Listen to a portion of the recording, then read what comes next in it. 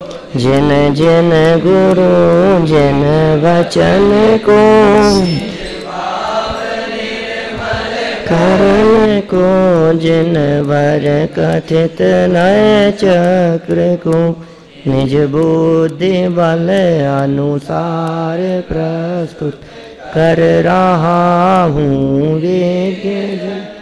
ध्यान रखना चाहिए यदि हो कहीं कुछ स्खलन, यदि हो कहीं कुछ। परम भाव प्रकाशक नय चक्र द्रव्यार्थिक पर्यायार्थिक प्रश्नोत्तरों की चर्चा लगभग पूर्णता की ओर है। इस प्रकरण में सर्वथा अनेकांत और एकांत है ना, सर्वथा एकांत और ही, ये जो शब्द हैं ये शब्द जहरीले हैं, ऐसी अपनी यहाँ चर्चा चल रही थी। और भले ही ये शब्द जहरीले हों लेकिन उसके बावजूद भी यदि इनमें कथनचित का इंजेक्शन लग जाए साथ में तो ये जहर का काम नहीं करते। औषधि का एग्जाम्पल दे करके यहाँ बात कही गई। देखिए अब उसी चर्चा को थोड़ा सा और आगे बढ़ाते हैं। एक प्रश्न नया यहाँ खड़ा होने वाला है। क्या प्रश्न है? कल की चर्चा से जुड़ता हुआ है ना। मैं पढ़ता हूँ, कोई बात पिछली नहीं समझ में आई हो तो बोल लो बीच में, कुछ कहना तो नहीं है कुछ आप लोगों को। देखो 6 नंबर पे प्रश्न और पेज नंबर है 231।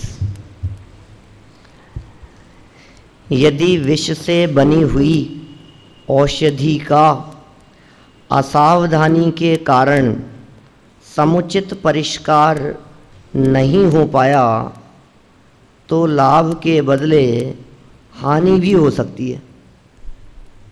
क्या? लाभ के बदले हानि भी हो सकती है। यदि भाई सावधानी नहीं रही ना तो गड़बड़ हो सकती है। आपने पीछे ऐसी बात कही थी कि भाई ये इसको थोड़ा सा सावधान हो जाते हैं उसमें और अमृत का काम कर लेती है वो चीज़। जो जहर था उसको यदि सावधानी से परिष्कृत कर लिया गया तो वो अमृत का भी काम कर लेती है। तो शिष्य का प्रश्न ये है कि था तो जहर ना मूल में। हाँ भाई जहर तो था। अब यदि वो जहर था और कोई व्यक्ति उसको सावधानी से सही नहीं कर पाया, उसके जहर का असर कम नहीं कर पाया और ये समझ लिया गया भ्रम से ये अब इसमें जहर नहीं रहा, तो क्या होगा? बेमौत मारे जाएंगे, खाम मर जाएंगे। ये कह रहे हैं अतः हम विषौषधि का, माने विष से बनी हुई औषधि का प्रयोग ही न करें तो क्या हानि है? कितने भाई हमारे को तो हमारा जीवन प्यारा है। ऐसा कौन सा क्या फर्क पड़ रहा है हम नहीं करें उसका प्रयोग? इसी प्रकार, ये तो एग्जाम्पल की बात कही, इसी प्रकार स्यात् पद के समुचित प्रयोग न कर पाने से, यदि स्यात् का प्रयोग उचित रूप से नहीं हो पाया, यदि एवकार का विष दूर नहीं हो पाया, सर्वथा का विष दूर नहीं हो पाया और ही जो जहरीला शब्द था उसका विष दूर नहीं हो पाया, तो मिथ्या एकांती हो जाने की संभावना से इनकार नहीं किया जा सकता है। अतः यदि एवकार का प्रयोग ही न करें तो क्या हानि है? इसलिए हमें एवकार का प्रयोग नहीं करना, सर्वथा का प्रयोग नहीं करना और कहीं भी हम ही का प्रयोग भी नहीं करना चाहते। ये ही है। एव मतलब होता है ही। एवकार, ये एवकार जो है ये ही के लिए है, नयों के लिए है या सर्वथा शब्द के प्रयोग के लिए है। किसी भी विषय के संदर्भ में जब हम दृढ़ता पूर्वक ये बात कहते हैं ऐसा ही है, तो शिष्य ये कह रहा है कि भाई इसका प्रयोग ही मत करो ना, क्योंकि भाई खामखामी झगड़ा पैदा होता है। हमने ये कहा कि कक्षा में एक ही इंटेलिजेंट है तो झगड़ा खड़ा होगा ही ना, क्या एक ही कह दिया तो विवाद खड़ा हो गया, और हमने कहा ये भी इंटेलिजेंट है तो इसका मतलब क्या हुआ, फिर किसी को कोई ऐतराज नहीं है, झगड़ा थोड़ी ना हो सकता है।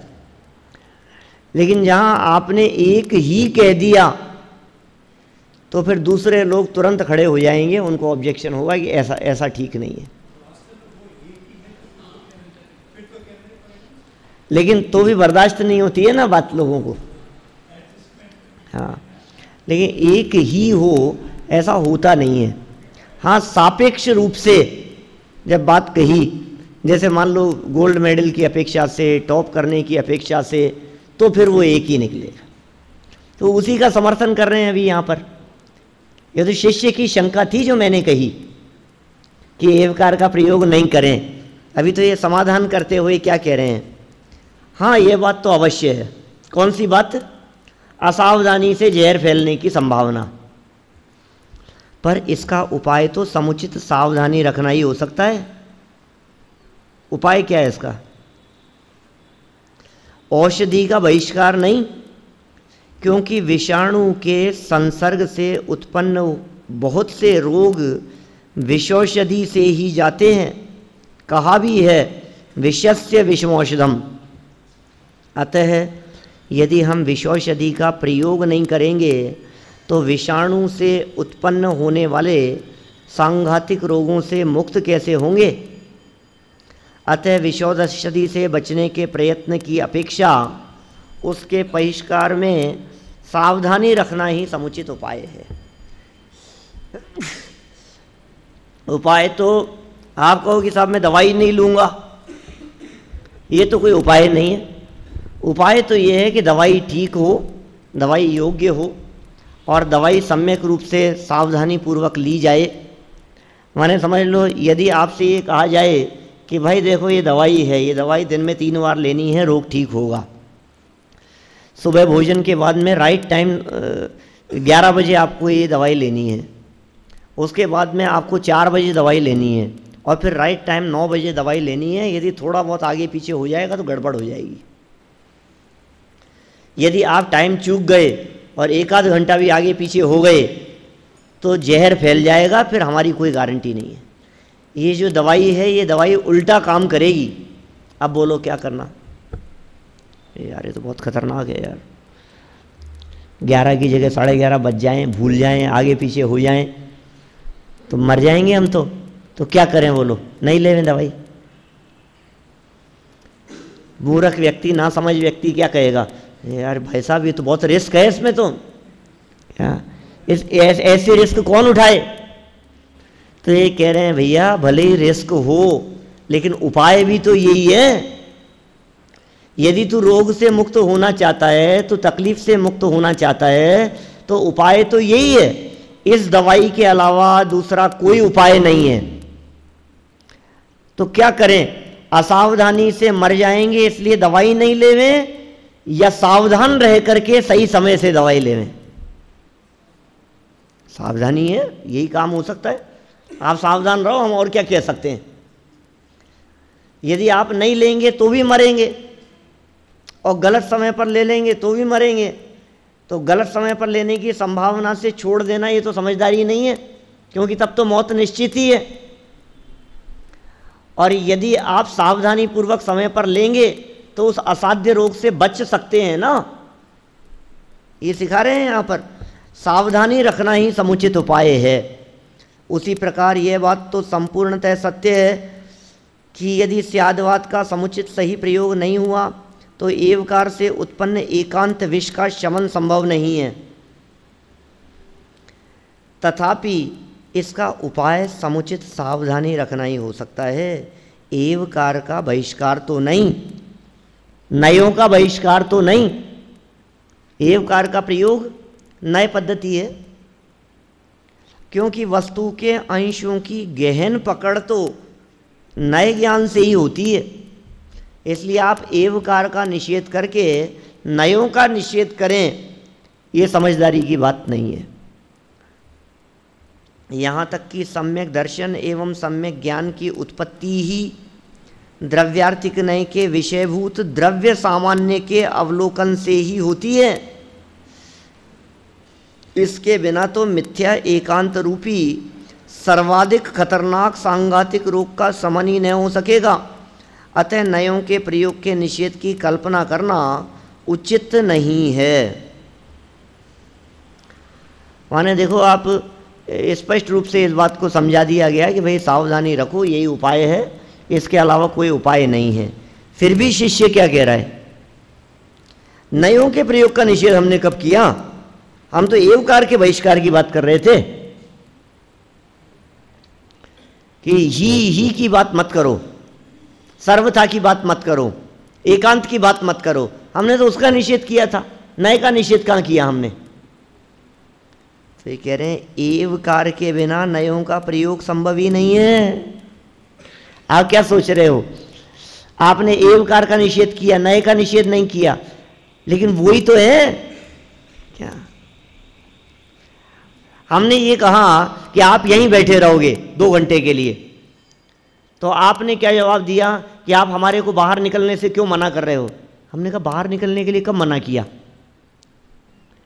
हम तो यहीं बैठे रहने की बात कर रहे हैं, लेकिन मतलब तो वही है ना उसका कि बाहर नहीं निकलोगे। ये 2 बातें हैं कहाँ? तुम बाहर नहीं निकलोगे और यहीं बैठे रहोगे, आखिर ये दोनों बातें तो एक ही हैं। और तुम ये कहोगे नहीं हमारे को बाहर निकलने के लिए आपने मना कर दिया, और हम कह रहे हैं कि यहीं रहने के लिए कहा है हमने। यही कह रहा है शिष्य कि हमने कब मना किया?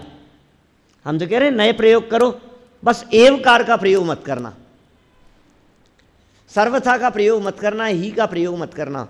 तो ये कह रहे हैं भाई साहब ये दोनों एक ही बात है। एवकार के बिना नए का प्रयोग होता ही नहीं है, संभव ही नहीं है। अतः एवकार के बहिष्कार से समस्त नए प्रयोग ही बहिष्कृत हो जाएगा। नयों के प्रयोग में ही की अनिवार्यता असिद्ध नहीं है, अपितु आगम सिद्ध है। जब भी किसी नए का प्रयोग किया जाता है तो उसमें ही का प्रयोग करना ये आगम से सिद्ध है, किया ही जाना चाहिए किसी भी नए के प्रयोग में। द्रव्यार्थिक नए से वस्तु नित्य ही है, तो ऐसे ही का प्रयोग होना ही चाहिए उसमें। जब कभी हम इस तरह के प्रयोग करते हैं, जैसे समझ लीजिए आप उपचरित असद्भुत व्यवहार नए से स्त्री पुत्रादिक अपने ही हैं क्या, तो ये जो ही का प्रयोग किया, ये ही का प्रयोग किस अपेक्षा से? उपचरित असद्भुत व्यवहार नए की अपेक्षा से अपने ही है ये, इसमें कोई शंका नहीं है। बिल्कुल घबराना मत आप, क्योंकि उपचरित असद्भुत व्यवहार न लगा रहे हैं इसलिए चलेगी, ये बात सही है, बिल्कुल सही ही है। ये कह रहे हैं प्रमाण सप्तभंगी एवं नए सप्तभंगी का भेद स्पष्ट करते हुए आचार्य जयसेन लिखते हैं, क्या कह रहे हैं कि पहले पंचास्तिकाय में स्याद अस्ति इत्यादि प्रमाण वाक्य से प्रमाण सप्तभंगी की व्याख्या की थी। स्याद अस्ति ऐसा, यहाँ तो स्याद अस्ति एव में जो एवकार का ग्रहण किया जा रहा है वह नए सप्तभंगी बताने के लिए किया जा रहा है। देखो फर्क समझ में आया क्या दोनों में? स्याद अस्ति ये प्रमाण वाक्य है और स्याद अस्ति एव ये नए वाक्य है। जब हम स्याद अस्ति की बात करते हैं तो कथनचित है, तो प्रतिपक्षी धर्म उभर करके सामने आ रहा है, उसे प्रमाण सप्तभंगी के अंतर्गत शामिल किया। पूरी वस्तु को ग्रहण करना, प्रतिपक्ष को भी ग्रहण करना, ये प्रमाण सप्तभंगी। और जहाँ एव लगा दिया, ये आगम सिद्ध की बात कर रहे हैं। ये पंचास्तिकाय में टीका में स्पष्ट रूप से जयसेन स्वामी ने प्रयोग किया है ऐसा, स्याद अस्ति एव कथनचित ऐसा ही है। उक्त कथन से अत्यंत स्पष्ट है कि नए वाक्यों में ही का प्रयोग अनिवार्य है। अतः एवकार के बहिष्कार से समस्त नए प्रयोगों का बहिष्कार अनिवार्य हो जाता है। एवकार का निषेध करोगे तो नए प्रयोगों का भी निषेध हो जाएगा। इस संदर्भ में यह बात भी भूल जाने योग्य नहीं है कि समस्त जनागम नयों की भाषा में ही निबद्ध है। याद है ना आपको? क्या प्रमाण है आपके पास में इस बात का? धवलाकार नत्थिणय विऊणम सुत्तम अथो विजनवर मद में ही तोणय वादे न्यूणा मुरणों से दंतियाँ होती। ये प्रमाण है। धवलाकार वीरसेन स्वामी कह रहे हैं इस जनमत में नयवाद के बिना सूत्र और अर्थ कुछ भी नहीं है। इसलिए जो नयवाद में निपुण है ऐसे मुनिराज ही सिद्धांत के ज्ञाता जानने चाहिए। तो नयवाद न्यूणा मुरणों से दंतियाँ होती। पहले ही पेज पर था भाई, ये अपने इस पुस्तक के पहले ही पेज पर था ये प्रमाण। पहले पुस्तक पर पहला प्रमाण धवलाकार वीरसेन स्वामी का, उसी को इन्होंने यहाँ वापस प्रस्तुत कर दिया है। समस्त जनागम नयों की भाषा में ही निबद्ध है। नयों की भाषा में, इसको तो हमेशा मैं कहता हूँ ना, हमारी जनवाणी की भाषा कौन सी है? नयों की भाषा है। प्राकृत नहीं है, अपभ्रंश नहीं है, संस्कृत नहीं है कि नहीं है? क्या फर्क पड़ता है? अच्छा, जर्मनी में अपना साहित्य है या नहीं है? होगा, लेकिन भाषा तो एक ही है। कौन सी? नयों की भाषा। माने उस लैंग्वेज का जानने वाला व्यक्ति भी हो लेकिन अभिप्राय समझने वाला नहीं हो तो वो उसको समझ नहीं पाएगा। जनवाणी को समझने के लिए आपको नए समझने पड़ेंगे। लैंग्वेज जानने से कुछ फर्क नहीं पड़ता है। लैंग्वेज तो जानते हैं लेकिन फिर भी उसका मर्म नहीं समझ पा रहे हैं। ही के सर्वथा निषेध रूप इस आत्मघाती कदम से समस्त जनागम के निषेध का भी प्रसंग प्राप्त होगा। इतनी बड़ी समस्या आ जाएगी, सारे जनागम के नाश की स्थिति खड़ी हो जाएगी। यदि आपने इसका निषेध किया, एवकार का निषेध किया, हमारे नए का निषेध हो जाएगा और सारा जनागम नए की भाषा में है, इसलिए सारे जनागम के निषेध का प्रसंग प्राप्त होगा। असावधानी से निष्कर्ष दे रहे हैं इस चर्चा का। असावधानी से गलत प्रयोग हो जाने से होने वाली हानि की संभावना तो सर्वत्र संभावित है। कहाँ नहीं हो सकती है असावधानी से दुर्घटना? रोड क्रॉस मत करना भैया, यहाँ काफ़ी एक्सीडेंट होते हैं, बहुत तेज़ गाड़ियाँ चलती है, तो क्या करना? एक्सीडेंट हो जाने की संभावना को लक्ष्य में रखकर क्या हमें रोड नहीं करना चाहिए, क्रॉस नहीं करना चाहिए? क्या करें बोलो भाई साहब? आजकल तो काफ़ी ट्रेन एक्सीडेंट भी बहुत होते हैं, बसों में भी बहुत एक्सीडेंट होते हैं और फ्लाइट भी क्रैश हो जाती है। अब क्या करें बोलो? न फ्लाइट में बैठना, न ट्रेन में सफ़र करना, न बस में सफ़र करना। और बाइक, स्कूटर, साइकिल ये भी कम खतरनाक नहीं है।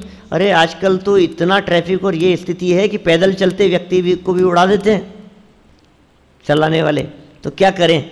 चलना ही नहीं। क्या उपाय है? कितना सुंदर वाक्य है ये।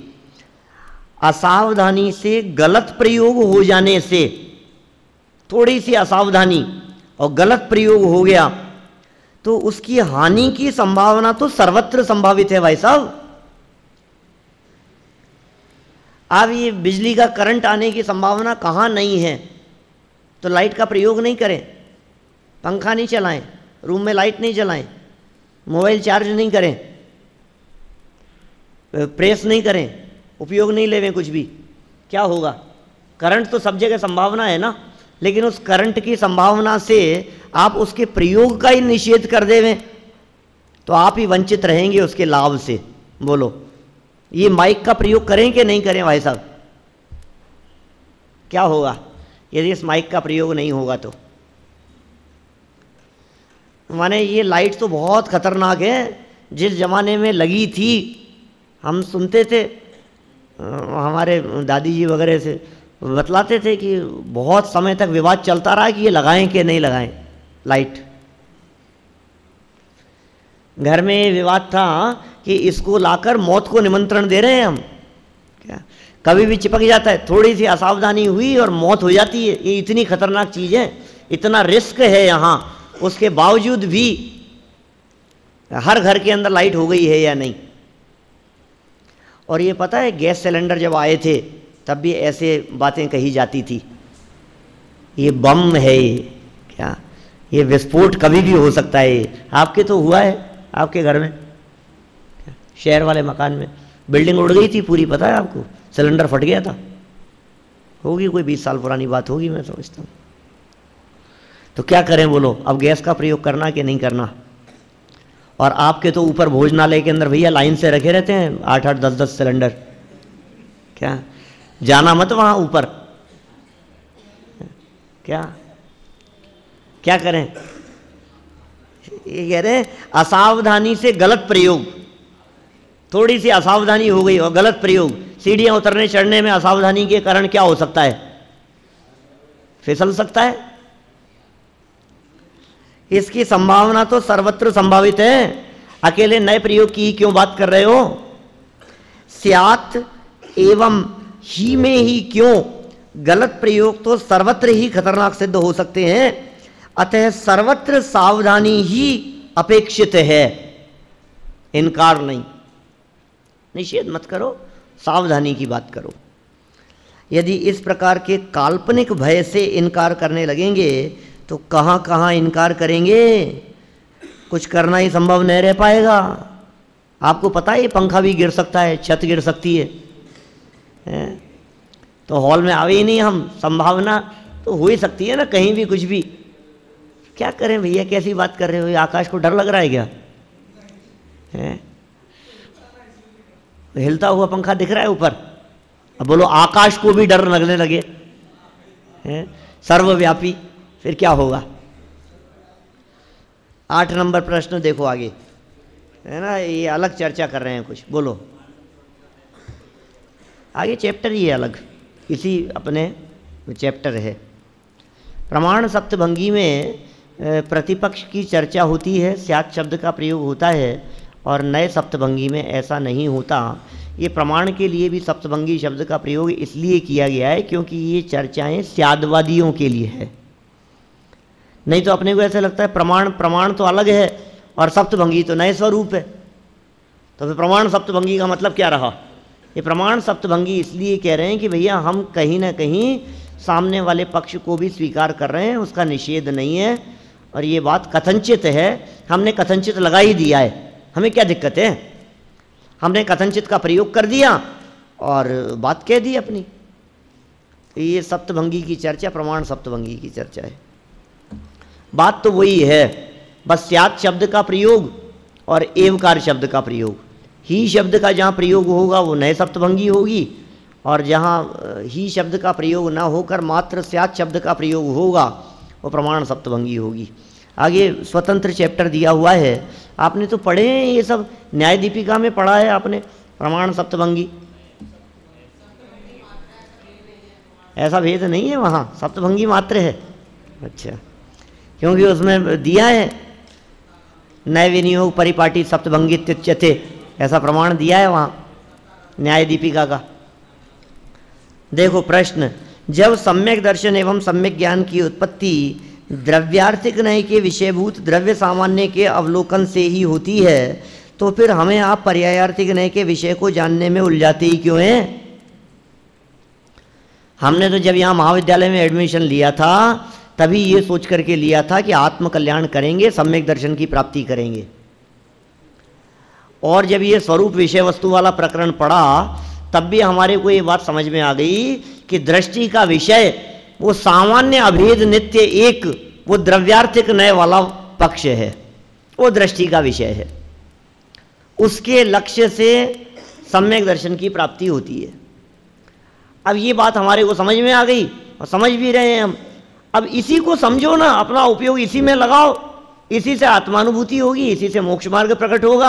आप हमारे को पर्यायार्थिक को जानने में क्यों उलझा रहे हो, और फिर भी भेद प्रभेद समझाओगे उसके, फिर कौन सा भेद किसका क्या और किससे क्या होगा। ऐसी उलझन से हमें उलझना नहीं है, हमें तो इससे छूटना है। तो असली उपाय तो यही है, आप पर्यायार्थिक आदि और किसी भी नए की चर्चा मत करो। आप तो यहाँ अपने महाविद्यालय में कम से कम जब अपन लोग सम्यक दर्शन की प्राप्ति के लिए प्रयासशील लोग हैं, तब तो हमारे को अकेले द्रव्यार्थिक नय की चर्चा करनी चाहिए। पर्यायार्थिक की चर्चा नहीं होनी चाहिए। ये शिष्य की शंका है, ये शिष्य का प्रश्न है। अब बाकी सारी पर्याय अपने आप ही जानने में आ जाएगी जब केवल ज्ञान हो जाएगा, वो सब काम तो अपने आप ही हो जाएगा। अभी क्यों चक्कर में फंसे अपन, और फिर उतनी टेंशन है ना जबरदस्ती की पर्याय को जानो, फिर पज्जय मूढ़ाई परसमया होने की संभावना तो है ही ना उसमें। पर्याय को जानने में आप पर्याय पक्ष को जानेंगे और कुंदाचार्य कह रहे हैं कि वो पर्याय मूढ़ हो जाता है तो मिथ्या दृष्टि हो जाता है, तो उल्टा गलत होने की संभावना दिख रही है। यहाँ कह रहे हैं भाई तुझे क्या हो गया है। इस तरह के कुछ वाक्य मैंने उस दिन कहे थे यहाँ, ध्यान है ना परमागम ऑनर्स वाले उस प्रकरण में। भाई तुझे क्या हो गया है, तुझे वस्तु स्वरूप जानना भी भार लगता है, उलझन लगती है। लड़ाई झगड़े धंधे पानी एवं विषय कषायों में तो दिन रात रचा पचा रहता है, वे तो भारभूत नहीं लगते, उनमें उलझते हुए भी उलझन भी नहीं लगती।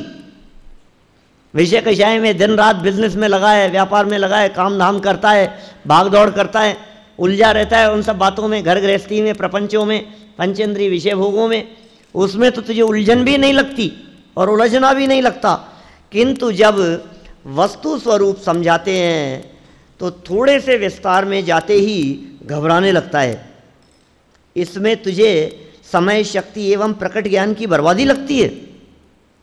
समय वेस्ट हो गया पर्यायार्थिक न्याय पढ़ने में, इसमें काय को अपनी शक्ति लगाओ, जबरदस्ती पर्यायार्थिक न्याय में मत उलझाओ हमारे को, तेरे को प्रकट ज्ञान की बर्बादी लग रही है इसमें। इस समय शक्ति एवं क्षयोपशम को बचाकर टीवी में लगाना चाहता है, मोबाइल में लगाना चाहता है, फेसबुक में उलझे रहना चाहता है, न्यूज़पेपर पढ़ने में, मैगजीन्स में उलझे रहना चाहता है। तो कहाँ लगाना चाहता है बता, यहाँ से तो बचा लेगा अपने टाइम को।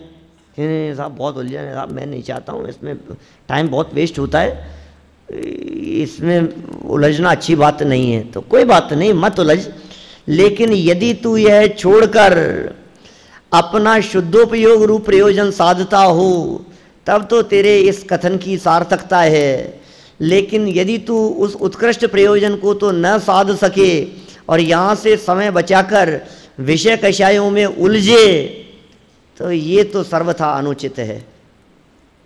सर्वथा शब्द का प्रयोग मत करो पंडित जी आप, सर्वथा अनुचित है, ऐसा ही है। देखो यदि त्रिकाली ध्रुव में लगाए तो हमें कुछ भी नहीं कहना है, किंतु यदि वहाँ न लगाकर अन्यत्र बर्बाद करे तो उससे यही अच्छा है कि जो हम बता रहे हैं उसे समझने में पूरी शक्ति लगा दे। बोलो आपको ये कंपैरिजन तो करना ही पड़ेगा ना, किससे क्या चीज़ श्रेष्ठ है। आप लोगों को प्रवचन में बैठने से छूट देते हैं कि नहीं कभी? क्या आप प्रवचन में ना बैठें तो चलेगा? कभी तो मिलती होगी परीक्षा के दिनों में, हैं तैयारी के लिए, कल एग्ज़ाम है तो आपको छूट मिल जाती है ना। काय के लिए छूट मिलती है आपको? तैयारी के लिए। माने यदि आप प्रवचन छोड़कर तैयारी करें परीक्षा की तो प्रवचन में न बैठें तो भी चलेगा, ठीक है। लेकिन यदि आप प्रवचन छोड़कर तैयारी ना करें और बाहर क्रिकेट खेलें तो क्या होगा? तो सजा मिलेगी कि नहीं मिलेगी?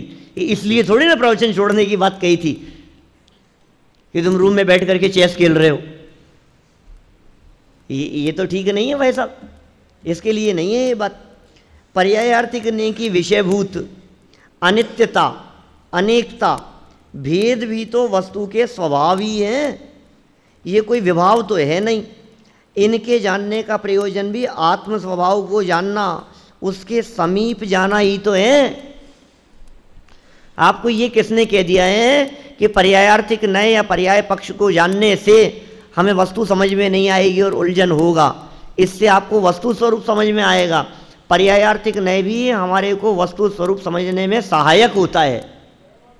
बहुत बड़ा हाथ है इस पर्यायार्थिक नय का भी।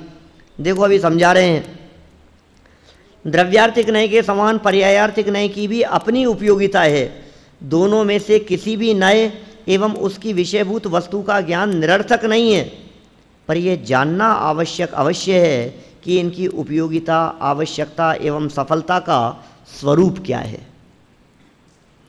अच्छा बतलाइए, आप जिस द्रव्य दृष्टि की बात कर रहे हैं वो द्रव्य दृष्टि की बात क्यों कर रहे हैं, जरा ये तो बताओ।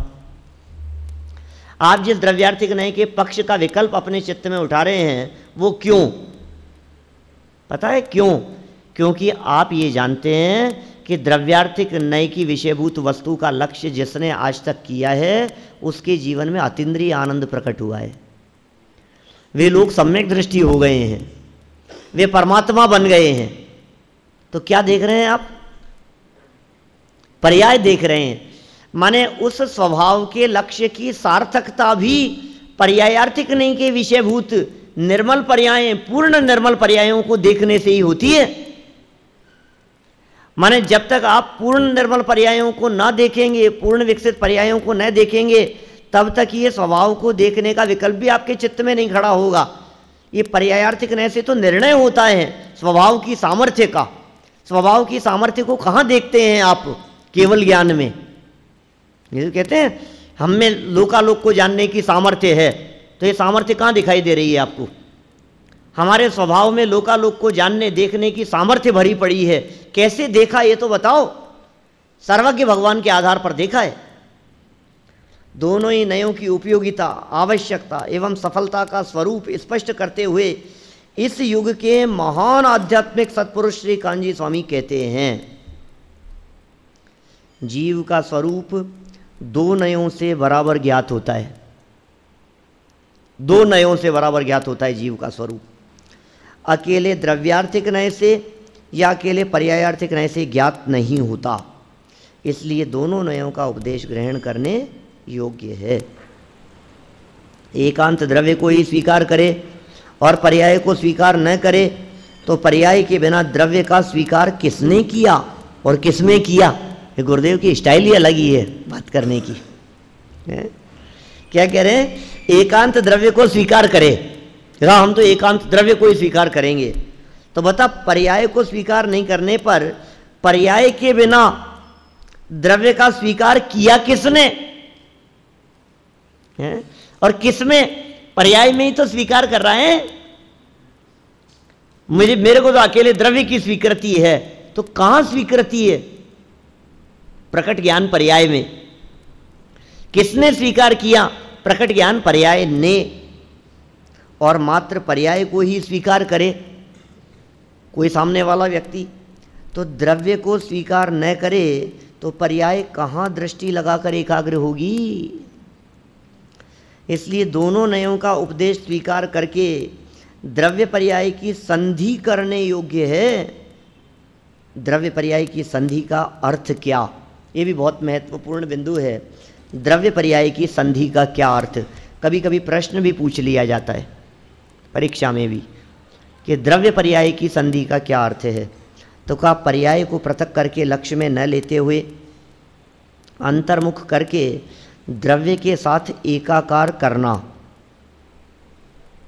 पर्याय उत्पन्न हुई, उत्पन्न होने वाली पर्याय का लक्ष्य मत करो और उस पर्याय को अंतर्मुख करके द्रव्य के साथ अभेद करो।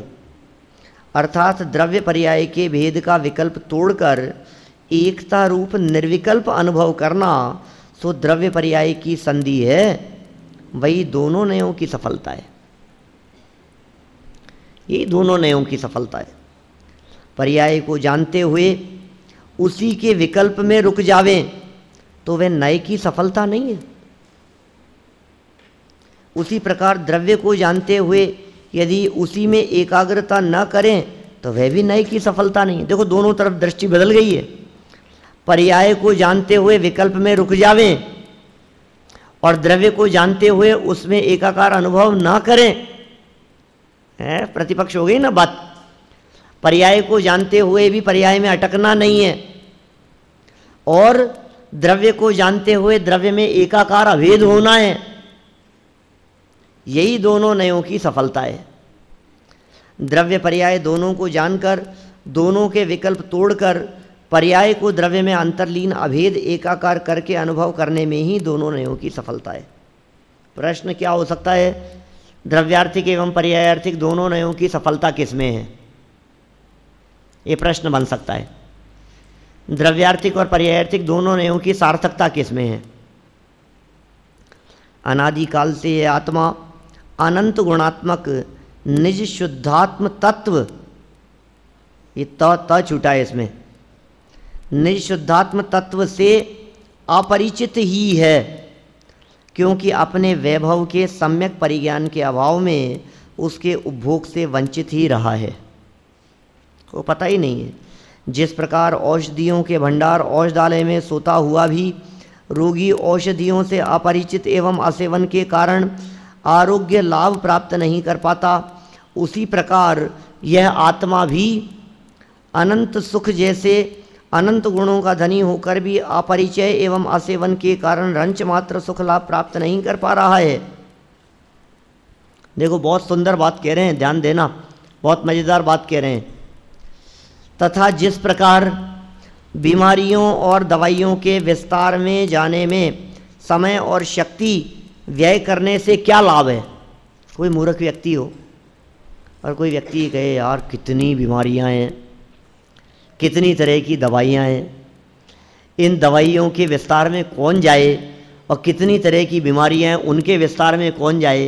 अपन तो एक बात जानते हैं, मैं बीमार हूँ और दुकान में दवाइयाँ हैं, मैं बीमार हूँ और बीमारियाँ दवाई से ठीक होती है, इतना जानते हैं अपन तो। अब कौन सी बीमारी के लिए कौन सी दवाई और इतनी सारी दवाइयाँ, और इस झंझट में उलझे तो बीमार व्यक्ति और दवाइयाँ यहाँ हैं तो कोई भी दवाई ले लो यार, क्या दिक्कत है। कोई मूर्ख व्यक्ति यदि ऐसा काम करने का प्रयास करे तो लाभ के बदले हानि उठाएगा।